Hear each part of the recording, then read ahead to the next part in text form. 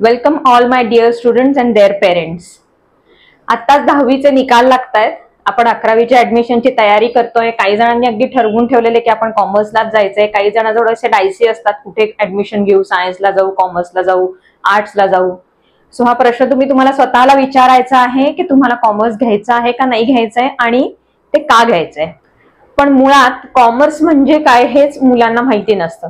तर आज आपण अगदी बेसिक कॉमर्स म्हणजे काय आणि 11वी-12वी मध्ये तुम्हाला कॉमर्स मध्ये कुठले विषय शिकायचे आहेत त्याची आपण थोडीशी चर्चा करणार आहोत. So basically what is commerce? Commerce म्हणजे काय? Buying and selling of goods against मनी.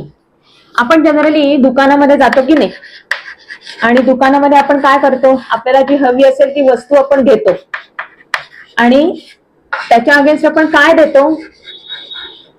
पैसे देतो. जेव्हा आपण त्याच्या अगेन्स्ट पैसे देतो तेव्हाच ती वस्तू आपल्याला मिळू शकते.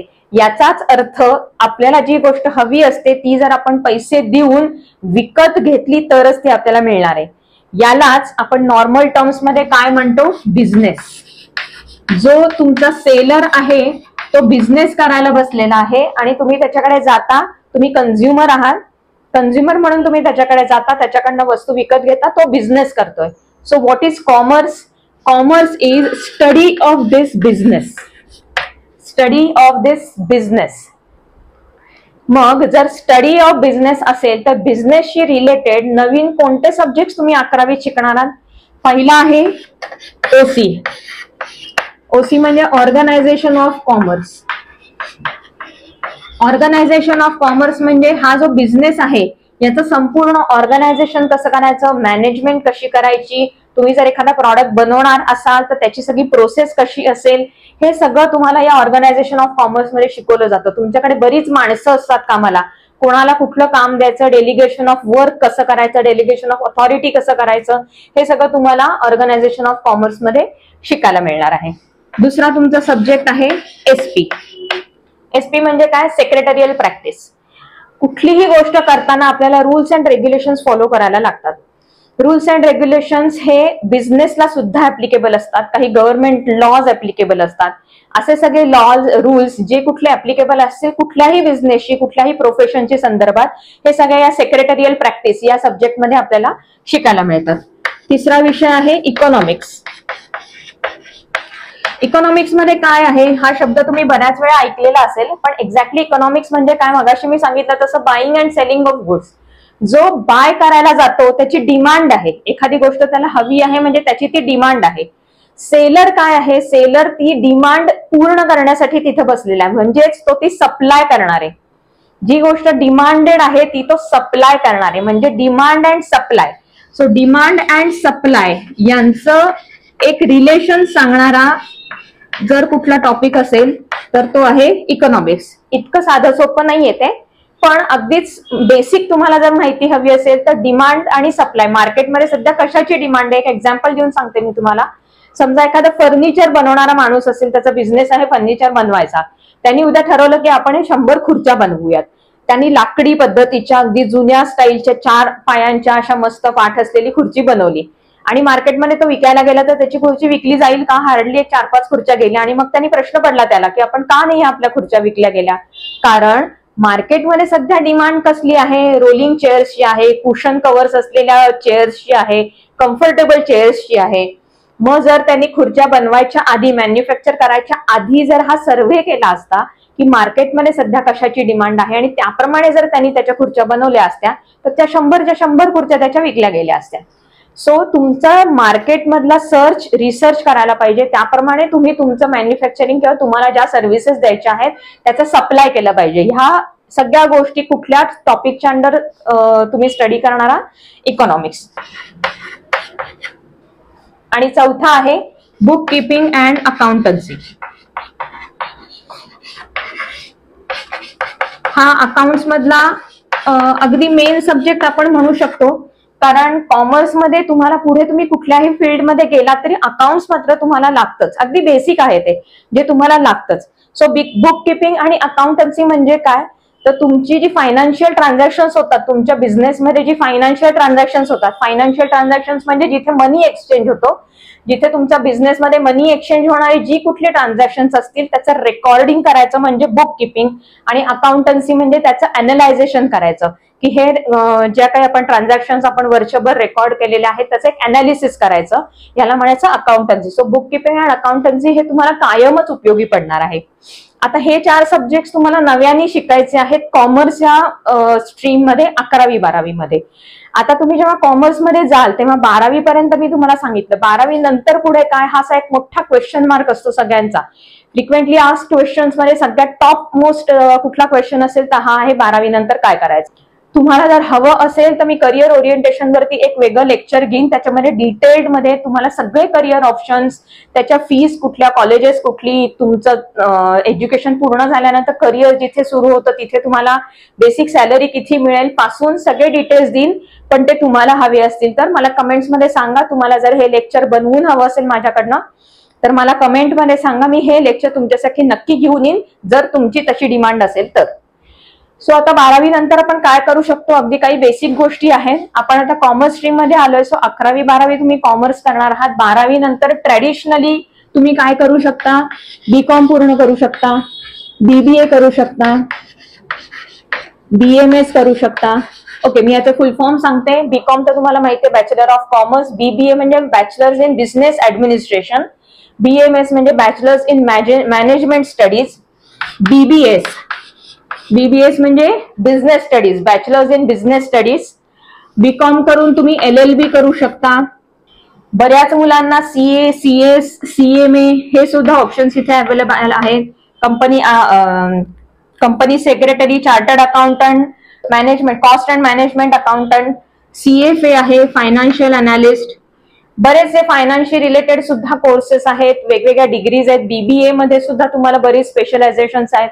हे मी तुम्हाला अगदी म्हणजे बेसिक गोष्टी तुम्ही 12वी नंतर काय करू शकता ह्या सांगते. हे सगळे स्पेशलायझेशनच कोर्सेस आहेत. या सगळ्या डिग्रीज जर आपण म्हणलं तर सर्टिफिकेट कोर्सेस सुद्धा आहेत जे तुम्ही तुमचे बॅचलर्स करता करता सुद्धा साइड बाय साइड करू शकता. असे सुद्धा कोर्सेस आहेत. मी तुमच्या समोर काय घेऊन आली तर रोहिणी रानडे अकॅडमी याच्या अंडर मी तुम्हाला बुक किपिंग अँड अकाउंटन्सी हा विषय शिकवणार आहे. आता बुक किपिंग अँड अकाउंटन्सी हा विषय इतका बेसिक आहे आणि हा 11वी 12वीतच जर तुम्ही नीट शिकलात तरच तुम्ही पुढे जाऊन त्याचे सगळ्या बेसिक जर तुमचे क्लिअर असतील तर तुम्ही पुढे जाऊन ते अप्लाय करू शकता. बऱ्याच वेळा मुलांची आणि त्यांच्या पालकांची सुद्धा अशी तक्रार असते की आपण जे अकॅडमिक्स मध्ये शिकतो ते आणि आपण प्रॅक्टिकली जे करिअरमध्ये वापरतो ते वेगळे. पण माझं अतिशय विरुद्ध मत आहे ह्याच्यापेक्षा. पर्टिक्युलरली कॉमर्स मध्ये तुम्ही ज्या काही हे सब्जेक्ट शिकणार आहात हे असेच्या असे 90% तरी तुम्ही पुढे करिअरमध्ये वापरणार आहात. प्रॅक्टिकली तुम्हाला हे असेच्या असे वापरायचे आहेत. सो ह्या सगळ्या गोष्टी जर तुमच्या 11वी 12वीचा जो बेस आहे ना तो जर तुमचा पक्का असेल तर पुढे जाऊन तुम्ही त्याच्यामध्ये अगदी छान काम करू शकाल.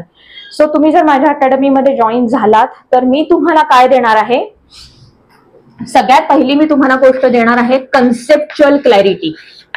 बऱ्याचदा काय होतं, एखादा विषय आवडत नाहीये, मला अकाउंट्स आवडत नाही, मला मॅथ्स आवडत नाही, मला सायन्स आवडत नाही, केमिस्ट्री आवडत नाही, या सगळ्या गोष्टी जेव्हा मुलं म्हणतात ना तेव्हा त्याच्या मागे एक कारण असं असतं की तो विषय त्यांना समजलेलाच नसतो. विषय समजला नाही की त्याच्यातली गोडी निर्माण होणार नाही आणि गोडी निर्माण झाली नाही की तो विषय मला आवडत नाही असं म्हणून मुलं हात वर करतात आणि त्याचा अभ्यास करत नाहीत. सो जर तुम्हाला गोडी निर्माण करायची असेल तर तो विषय नीट समजला पाहिजे. विषय समजण्यासाठी मी तुम्हाला कन्सेप्च्युअल क्लॅरिटी देते. अकाउंटन्सी या विषया संदर्भातले सगळ्या कन्सेप्ट, अगदी बेसिक कन्सेप्ट मी तुम्हाला सांगते, सगळ्या क्लिअर करते. दुसरं मी तुम्हाला त्याच्यातनं देणार आहे नॉलेज.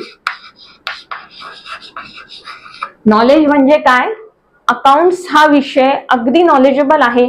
प्रत्येक टर्म त्याच्यातली तुम्हाला पुढे जाऊन त्याचा कसा उपयोग होणार आहे ह्याचं मी तुम्हाला नॉलेज देणार आहे. प्रॅक्टिकल ऍप्लिकेबिलिटी त्याच्यातली काय आहे ती सुद्धा सांगणार आहे.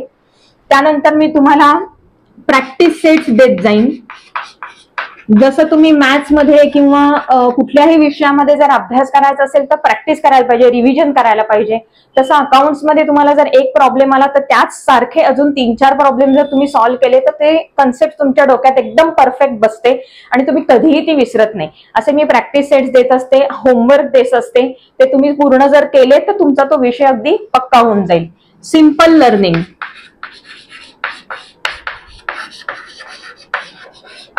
अगदी सोप्या साध्या भाषेमध्ये मी शिकवत असते. मला माहितीये साधारण 16 वर्षांचं आतापर्यंत माझं टीचिंग प्रोफेशन आहे. त्यामध्ये मला हे माहितीये की मुलांना काय समजत नाही, कुठल्या विषयामध्ये त्यांना थोडंसं अवघड जातो तो विषय समजून घ्यायला, कोणते टॉपिक असे आहेत की ज्याची प्रॅक्टिस जास्त करायला पाहिजे, असे कोणते टॉपिक आहेत की ज्यांची सतत रिव्हिजन करायला पाहिजे, हे सगळं साधारण आतापर्यंतच्या 16 वर्षामध्ये थोडीशी आम्हाला कल्पना आलेली आहे. त्याच्यामुळे तुम्हाला साध्या सोप्या शब्दामध्ये ती गोष्ट समजावून सांगणे आणि त्याची सतत प्रॅक्टिस करून घेणे हे मी तुम्हाला रोहिणी रानडे अकॅडमी यामध्ये देणार आहे. त्यानंतर मी तुम्हाला पुढची गोष्ट अशी देणार आहे की अवेलेबिलिटी. अवेलेबिलिटी म्हणजे काय, तर मी ऑनलाईन क्लासेस घेते, लेक्चर्स तुमच्यापर्यंत पोहोचवते. हे जे लेक्चर्स मी ऑनलाईन युट्यूबद्वारे तुमच्यापर्यंत पोहोचवणार आहे ते वर्षभर तुमच्यासाठी अवेलेबल असतील त्या चॅनलवरती. तो टॉपिक शिकवून झाल्यानंतर 6 महिन्यांनी मी तो व्हिडिओ काढून टाकणार नाहीये. परत परत तुम्ही ते व्हिडिओ बघू शकता. मेन तुम्हाला ऍडव्हान्टेज हाच आहे, जेव्हा तुम्ही ऑफलाईन क्लासेसमध्ये जाता तेव्हा क्लासमध्ये तो विषय एकदा शिकवला जातो, नंतर रिव्हिजन मध्ये तो एकदा शिकवला जातो आणि नंतर परत तुम्ही त्याच्यावरती कधीही लक्ष देत नाही. पण तसं नाहीये. जेव्हा तुम्ही युट्यूब चॅनलवरती हा माझा लेक्चर बघाल, समजला नाही तर परत परत तुम्ही ते लेक्चर बघू शकता आणि तो विषय समजून घेऊ शकता. त्याच्यामुळे वर्षभर तुम्हाला ही माझी लेक्चर्स अवेलेबल आहेत. कधीही तुम्ही तो प्लेलिस्ट मध्ये जाऊन जर तुमचं सर्च बॉक्समध्ये तुम्हाला काय हवंय ते टाकलं तर तुम्हाला तो लेक्चर समोर येईल आणि तुम्ही ते पूर्ण लेक्चर सारखं सारखं बघू शकता. सो ते तुम्हाला कधीही अवेलेबल असणार आहे. ऍक्सेसिबिलिटी. जरी मी ऑनलाईन युट्यूब वरती तुम्हाला लेक्चर रेकॉर्ड करून तुमच्यापर्यंत पोहोचवत असले तरी मी तुम्हाला कधीही ऍक्सेसिबल आहे. कमेंटमध्ये मला सांगायचं की हा प्रॉब्लेम मला समजला नाहीये, हा टॉपिक मला नीट समजला नाहीये मॅडम. जेव्हा केव्हा तुम्ही असं सांगाल त्यावेळेला लगेच मी तुमच्यापर्यंत रिच आउट करेन. माझा ईमेल ऍड्रेस तिथे दिलेला असेल, लाईव्ह येईन युट्यूब वरती आणि तुम्हाला तो विषय समजावून सांगेन. सो मी तुम्हाला कधीही कुठेही ऍक्सेसिबल आहे. वेळ ठरवलीत की समोरासमोर बसून मी तुम्हाला तो विषय समजून सांगणार आहे. सो मी कधीही तुम्हाला ऍक्सेसिबल आहे. तुम्हाला असं वाटलं की मला येऊन भेटायचं आहे तरी तुम्ही मला सांगा, आपण एखादी वेळ ठरवून भेटू सुद्धा शकतो. पण त्याकरता तुम्हाला आधी मी जे काही लेक्चर्स तुमच्यापर्यंत पोहोचवलेली आहेत ती पूर्णपणे बघायची आहेत. तुम्हाला टाइम मॅनेजमेंट करायचे. जरी मी आता तुम्हाला म्हणलं की माझी सगळी लेक्चर्स तुमच्यापर्यंत युट्यूबच्या चॅनलद्वारे पोहोचणार आहेत, मी दर अल्टरनेट डे एक लेक्चर युट्यूब वरती पोस्ट करत जाईन. पण याचा अर्थ असा नाही की तुम्ही सकाळी बघा, दुपारी बघा, संध्याकाळी बघा, मी आज बघितलंच नाही, 2 दिवसानंतर मी एकदम 2 लेक्चर्स बघितली, असं करू नका. ऍज इफ तुम्ही क्लासमध्ये जाताय असं समजून एक ठराविक वेळ, अशी एक वेळ ठरवून ठेवा तुमच्या रुटीन मधली की त्यावेळेला तुम्ही ते लेक्चर बघणार आहात, त्याप्रमाणे तुमच्या नोट्स काढणार आहात आणि मी जो काही होमवर्क दिलेला आहे तो करणार आहात. जेणेकरून 2 दिवसानंतर जेव्हा माझा पुढचा व्हिडिओ येईल तोपर्यंत तुमचं मागचं सगळं क्लिअर झालेलं असेल. म्हणजे माझ्या नेक्स्ट व्हिडिओमध्ये मी काय शिकवतेय हे तुम्हाला कळलं असेल. त्याच्यामुळे तुम्हाला टाइम मॅनेजमेंट तुम्हाला करायची. या ज्या सगळ्या वरच्या गोष्टी मी आता सांगितल्या ना इथपर्यंतच्या, या मी तुम्हाला देणार आहे. आता हे जे खालच्या मी गोष्टी 4 गोष्टी तुम्हाला सांगते ना, या तुम्ही मला द्यायच्या आहेत. तुम्हाला हे सगळं फ्री मध्ये मिळतं, हे पहिली गोष्ट लक्षात घ्या. हे सगळं एज्युकेशन तुम्हाला फ्री मध्ये मिळते. या सगळ्या गोष्टी आहेत ना, या फ्री एज्युकेशन हवी आहे, कन्सिस्टन्सी हवी आहे. आता मी म्हणलं तसंच की तुम्ही एक लेक्चर अटेंड केलं, पुढचा लेक्चर केलं नाही, त्याच्या पुढचं लेक्चर अटेंड केलं, असं करायचं नाहीये. कन्सिस्टंटली तुम्ही सगळीचे सगळी लेक्चर्स अटेंड करणार आहात. तिसरं म्हणजे हार्डवर्क. नवीन विषय आहेत हे सगळे तुम्हाला नवीन विषय आहेत. OCSP, economics, book keeping, accountancy, हे सगळे नवीन विषय आहेत. ते शिकण्यासाठी तुम्ही मनात पहिली एक गोष्ट ठरवून ठेवा की हे आपल्याला शिकायचं आहे. आपण कॉमर्स स्ट्रीम घेतलेला आहे की हे सगळे विषय नीट शिकायचे आहेत. जर तुम्हाला ते नीट शिकायचे असतील तर तुमचा हा एक हार्डवर्कचा 1% तरी हार्डवर्क तुम्हाला तुमच्याकडनं दिलं पाहिजे. मी तुम्हाला 99% गोष्टी देणार आहे, पण 1% असा आहे जो तुम्हाला तुमच्या स्टडीज मध्ये घ्यायलाच लागतो. जर तो घेतला नाही तर मी जे काही शिकवलेलं आहे ते सगळं वॉशआउट होऊन जाणार आहे. त्यानंतर ओपन कम्युनिकेशन.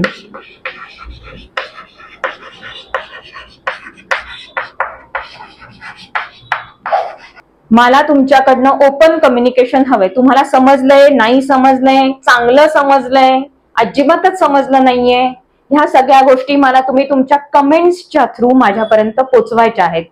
जेणेकरून मला कळेल की मी जे हे सगळं काही करते आहे, तुमच्यासाठी करते आहे, हे तुमच्यापर्यंत पोहोचलंय का नाही पोहोचलंय, हे तुम्ही मला तुमच्या कम्युनिकेशनच्या थ्रू जर सांगितलं तरच मला कळणार आहे. कारण मी तुम्हाला भेटू शकत नाहीये. तुम्ही मला भेटू शकायचं असेल तर मला कमेंट्स मध्ये सांगितलं तरच आपले एकमेकांमध्ये संवाद निर्माण होणार आहे आणि मला समजेल की तुम्हाला हे गोष्टी कळतायत का नाही कळत आहेत. सो या सगळ्या गोष्टी जर तुम्हाला हव्या असतील तर रोहिणी रानडे अकॅडमी या चॅनलला सबस्क्राईब करा. जास्तीत जास्त मुलांपर्यंत हे कम्युनिकेशन पोचवा. जास्तीत जास्त मुलांनी हे सबस्क्राईब करा. कारण माझा खूपच जेन्युइन अप्रोच असा आहे की खूप मुलांनी याचा लाभ घ्यावा आणि अकाउंट्स या विषयामध्ये तुमचं बेस्ट जे काही आहे ते मी तुम्हाला तुमच्यापर्यंत पोहोचवणार आहे. अकाउंट्स या विषयामधलं तुम्हाला काहीही कधीही अडणार नाही, ह्याची पूर्ण जबाबदारी माझी असेल, ह्याची मी तुम्हाला खात्री देते. 15 जून पासून मी 11वीचे लेक्चर्स अपलोड करायला सुरुवात करणार आहे. अल्टरनेट डे तुम्हाला ही सगळी लेक्चर्स बघायला मिळतील. पहिल्या टॉपिक पासून आपण सुरुवात करणार आहोत. सगळ्यात महत्वाची गोष्ट, तुम्ही बुक्स कशी मेंटेन करायची. सो तुम्हाला 11वीचं बुक घ्यायचंय, बुक किपिंग अँड अकाउंटन्सी. हे जे बुक आहे हे तुमचं आपलं महाराष्ट्र HSC बोर्डाचं हे बुक आहे, हे तुम्हाला घ्यायचं आहे. आणि अशी A4 साईजची वही तुम्हाला घ्यायची आहे, 200 पानी मोठी वही घ्यायची आहे. ह्याचं कारण असं आहे की तुम्हाला अकाउंट्स मध्ये बऱ्याच गोष्टी, बॅलन्स शीट, P&L, जर्नल ह्या आखायला लागतात. ते आखण्यासाठी तुम्हाला एवढा A4 साईजचा कागद लागतो. सो अशा प्रकारच्या वह्या तुम्हाला घ्यायच्या. त्याच्यापेक्षा छोट्या वह्या घेऊ नका, त्या पुरत नाहीत. त्याच्यामुळे जेव्हा लेक्चर्स माझी सुरू होतील त्याच्या आधीही तुम्ही तुमची तयारी करून ठेवायची आहे. जी मुलं आता 12वीत गेलेली आहेत, जी 11वीला माझ्याकडे नव्हती पण 12वीला जॉईन करणार आहेत, त्यांच्यासाठी सुद्धा हा सेम तुम्हाला आता हे करायचं. हे पुस्तक तुम्हाला विकत आणायचं आहे. महाराष्ट्र एज्युकेशन बोर्डाचं आहे हे, HSC बोर्डाचं बुक किपिंग अँड अकाउंटन्सी 12वीचं पुस्तक आहे. मगाशी मी वही दाखवली तशीच A4 साईजचीच वही तुम्हाला घ्यायची आहे. आणि 15 जून पासून 12वीचे लेक्चर सुद्धा अपलोड करणार आहे मी. जर तुम्हाला साध्या सोप्या भाषेमध्ये अकाउंटिंग हा विषय समजून घ्यायचा असेल तर रोहिणी रानडे अकॅडमीला सबस्क्राईब करा. छोट्या छोट्या ट्रिक्स सांगत असते मी, टिप्स सांगत असते, कशा गोष्टी लक्षात ठेवायच्या ते सांगत असते. सो नक्की तुम्ही सबस्क्राईब करा. तुमच्या मित्रमैत्रिणींना सांगा, जास्तीत जास्त मुलांपर्यंत हे पोहोचवा आणि चॅनलला सबस्क्राईब करा. Thank you so much.